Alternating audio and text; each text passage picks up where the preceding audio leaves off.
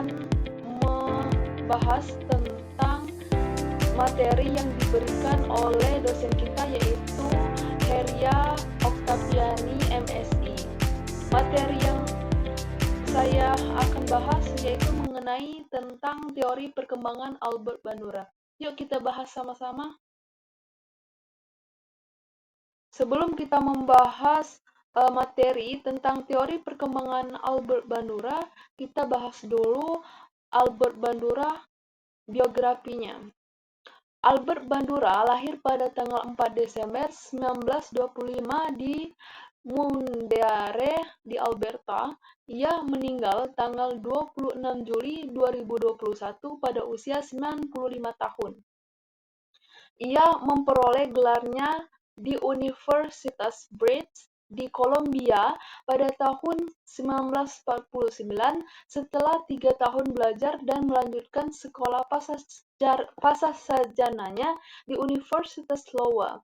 Bandura memperoleh gelar MA pada tahun 1951 dan gelar PhD di bidang psikologi klinis pada tahun 1952. Setelah mendapatkan gelar PhD, ia ditawari posisi di Universitas Stanford dan mulai bekerja pada tahun 1953 sampai pensiun. Selama studinya tentang agresi remaja, Bandura menjadi tertarik pada pembelajaran perwakilan, vicarious learning, pemodelan, dan imitasi.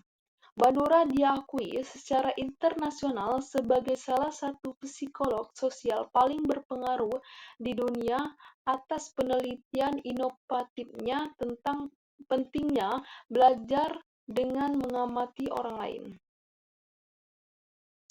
Setelah kita membahas tentang biografi Albert Bandura, yuk kita membahas tentang teori perkembangan Albert Bandura.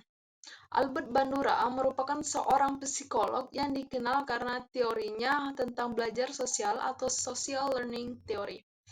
Teori perkembangan Albert Bandura termasuk ke dalam teori belajar sosial atau disebut social learning theory.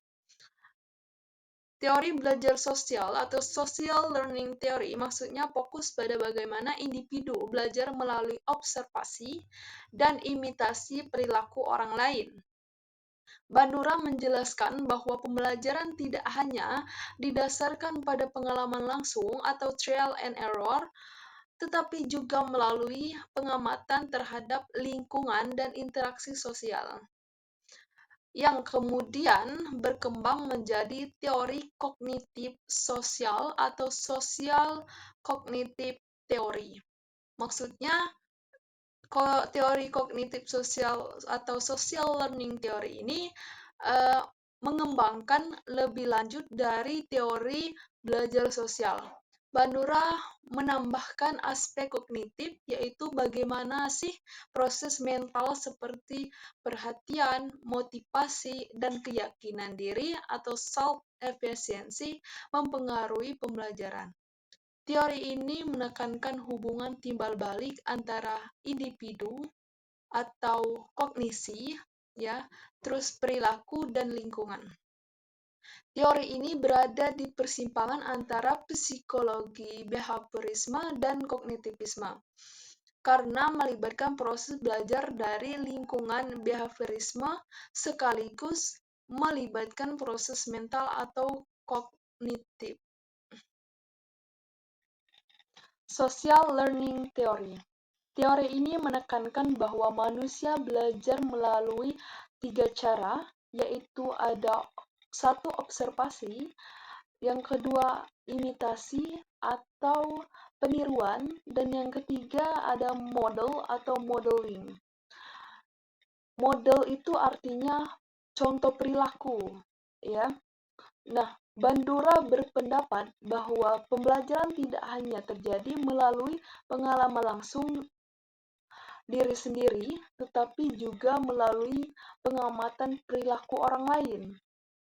Teori ini sering dianggap sebagai jembatan antara teori pembelajaran behavioris dan teori pembelajaran kognitif.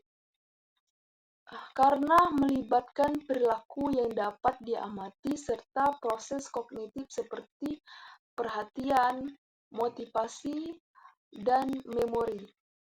Individu belajar mengamati perilaku, sikap, dan konsekuensi dari perilaku orang lain, melibatkan bagaimana individu mendapatkan gambaran tentang perilaku tertentu, dan informasi tersebut kemudian diberi kode dan disimpan untuk tindakan di masa depan. Para penganut paham behavioris percaya bahwa semua perilaku manusia dipengaruhi oleh lingkungan. Bandura sepakat bahwa lingkungan mempengaruhi perilaku, tetapi perilaku juga dapat mempengaruhi lingkungan. Social Learning Theory. Bisa dilihat pada gambar di atas bahwa Bandura mengembangkan replicable determinism yang mengemukakan pada 3 faktor yang mempengaruhi perilaku. 1. Lingkungan, yang kedua proses kognitif, dan ketiga perilaku itu sendiri. Ketiga faktor tersebut selalu berinteraksi satu sama lain. Jadi, masyarakat atau lingkungan dapat mempengaruhi perilaku, perasaan, karakteristik perilaku seseorang, dan sebaliknya.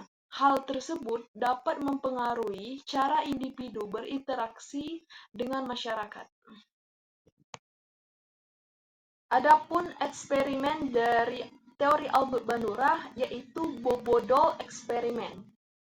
Bobo doll eksperimen adalah salah satu eksperimen paling terkenal yang dilakukan oleh Albert Bandura pada tahun 1961.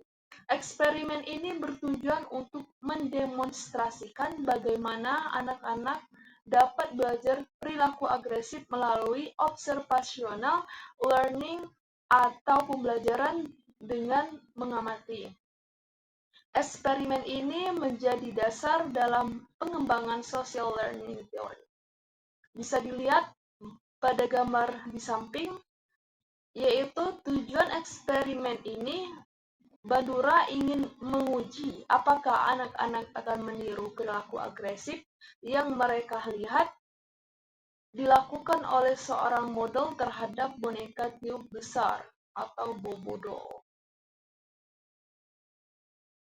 Dari hasil penelitian eksperimen boneka Bobo tadi, bahwa anak-anak yang mengamati model agresif cenderung menunjukkan perilaku agresif terhadap boneka Bobo.